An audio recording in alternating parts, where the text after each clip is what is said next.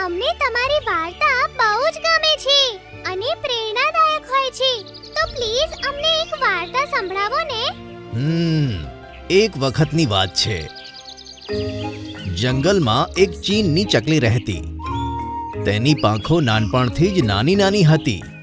પછી એક દિવસ ચીનની ચકલી તેની મમ્મીને કહે છે, મમ્મી, મારી પાંખો આટલી નાની છે, હું ઉડી પણ નથી શકતી. બાકી બધા પક્ષીઓની પાંખો તો સારી એવી મોટી છે, તો પછી મારે જવું કેમ? બેટા, જ્યારે તું મોટી થઈશ ત્યારે તારી પાંખો પણ મોટી થઈ જશે. તું બિલકુલ ચિંતા ના કરીશ. કેટલાક સમય પછી ચીનની ચકલી મોટી થઈ ગઈ, પણ તેની પાંખો નહીં.